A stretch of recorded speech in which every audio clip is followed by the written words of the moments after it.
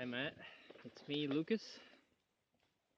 I wanted to make some videos for you uh, instead of writing a long letter that you might not or might want to read or not. But here I wrote this letter for you. So I made several videos for you to listen or view whenever you like of the text that I wrote. I wanted to make them because you deserve more than text. They say the same thing, but the videos might have something more. In the text and on each video will be links to several things that I am talking about, so please view them when you can. But I'll tell you my story. So, as you know what happened in Kinkin, after we left I went to Crystal Waters, Adrian to Vanuatu, and you to Gold Coast to work. I remember the nice ride we got from, what was her name again? I don't remember, but the nice lady from the PDC course there. And there are some PRI memories that I have linked in the text here, so you can watch. So, Crystal Waters. Uh, I spent 2 nights in Maleny, where I went to see the Glasshouse Mountains, some rainforest, and just taking it easy. I met a nice woman from Airbnb, which I rented a room from, but I should have taken the first room because even though it was a bit more expensive, I would have enjoyed it more. Anyway, I was up the hill in Maleny, which has very nice ice cream. And after that, I got picked up by my first host in Crystal Waters, which was Evan. I remember a lovely conversation in the car in the way down the valley, which gorgeous views of the mountains. Uh, it was truly spectacular, actually. He talked about education for children and what they were involved in, which sounded very interesting, and I got a good feeling about the place. Upon arriving, I remember how shocked I was about the accommodation because I got my own sort of shed garage made into a bedroom with a nice outdoor and shower and fridge and cooking utility, and most important of all, my own bed. Oh, how lovely it was to be in a bed again. So after settling down and unpacking, I came down to visit the family. I remember seeing Morag from the picture, and I remember how I told you she would be this orc slayer or something. Morag.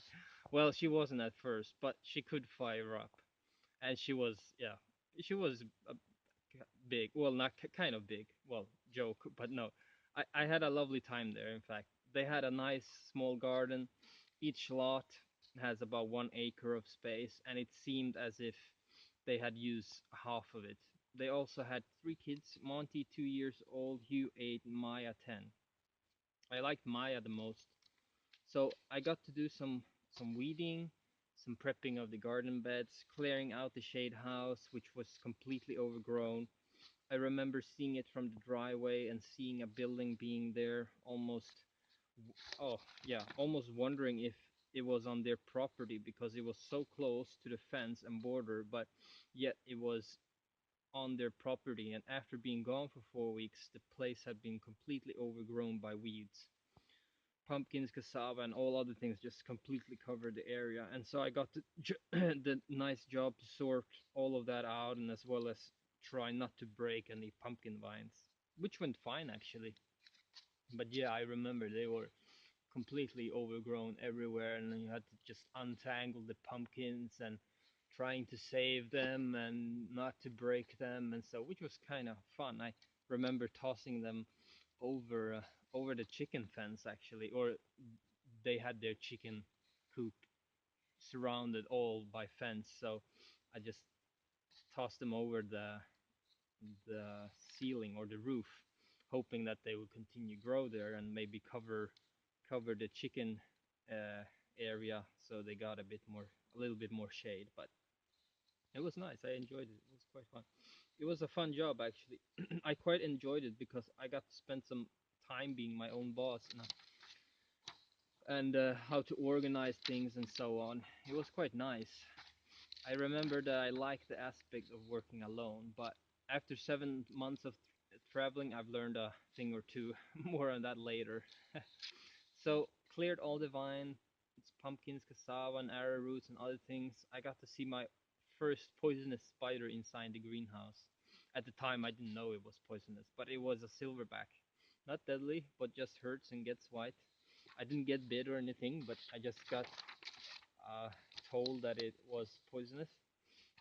Uh, stacked. Uh, yeah, I stacked all of the empty pots nice and neatly. Even swung all the pumpkin vines over the chicken pen because they were a bit hot in there. So they had 5 chickens, they had guinea pigs as well, and I spent 3 weeks there, where I got sick the last week because of overheating. I was going to the local veggie gardener outside of Crystal Waters called Jim. He's a really nice man, by the way. I met him before at the monthly market down at the village green. So I got to borrow a bike.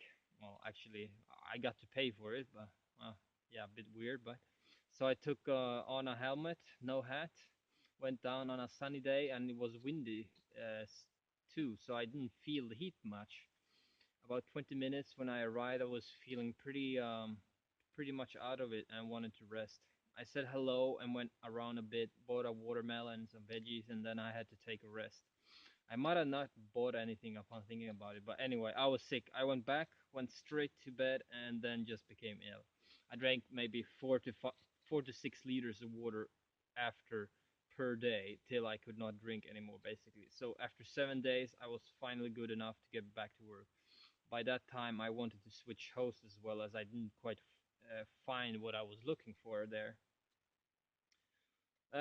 So yeah, uh, I was growing restless about this permaculture thing, seeing and hearing so much about it, and from talking to you as well, it seemed as if no one really was doing what they were talking about. I mean, sure, some did have awesome dams and swales and even off-grid solutions, but no one was actually living off the land, which seemed strange to me.